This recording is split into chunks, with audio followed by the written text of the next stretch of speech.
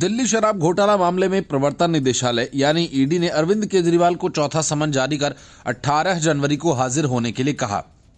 लेकिन अरविंद केजरीवाल ने साफ तौर पर कह दिया कि वे ईडी के सामने पेश नहीं होंगे। संकेत साफ हैं कि केजरीवाल ईडी के साथ कानूनी टकराव के मूड में है और उसी की तैयारी वे कर रहे हैं।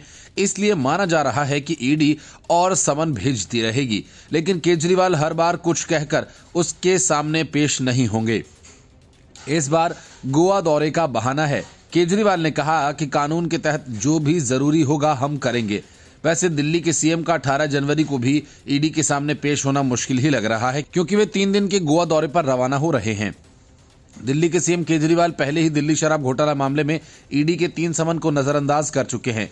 उनकी आम आदमी पार्टी बीजेपी के नेतृत्व वाली केंद्र सरकार पर राजनीतिक दुश्मनी और विपक्षी नेताओं को परेशान करने का आरोप लगा चुकी है। ईडी के नोटिस के बाद दिवंगत विदेश मंत्री सुषमा स्वराज की बेटी और बीजेपी नेता बांसुरी स्वराज ने केजरीवाल पर निशाना साधा। स्वराज ने कहा कि यह शर्मनाक है कि सीएम केजरीवाल जांच से भाग रहे हैं। अगर ईडी ने समन भेजा है तो किसी को भी जांच के लिए शामिल होना चाहिए। अगर आप ईमानदार हैं तो आपको जांच में शामिल होना चाहिए। कानून सभी पर समान रूप से लागू होते हैं। गोवा में आम आदमी पार्टी के प्रमुख अमित पालेकर ने कहा कि अरविंद केजरीवाल 18 जनवरी से गोवा के 3 दिवसीय यात्रा पर होंगे।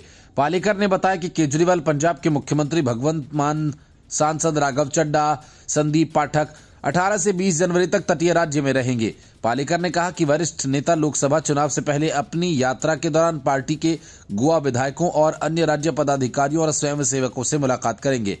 3 जनवरी को तीसरे समन की तारीख थी, पर उस दिन अरविंद केजरीवाल गुजरात गए हुए थे और आगामी लोकसभा चुनाव से पहले पार्टी नेताओं के साथ समीक्षा बैठक की।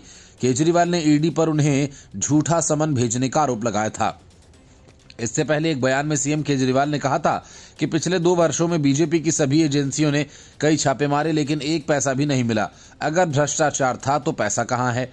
आप नेताओं को फर्जी मामलों में जेल डाला जा रहा है। अब भाजपा मुझे गिरफ्तार करना चाहती है। मेरी सबसे बड़ी ताकत और पूंजी ईमानदारी है। मतलब अरविंद केजरीवाल ईडी के सामने पेश होने की जगह उससे टकराव का रास्ता चुन रहे हैं, जिस रास्ते पर झारखंड के सीएम काफी आगे बढ़ गए हैं।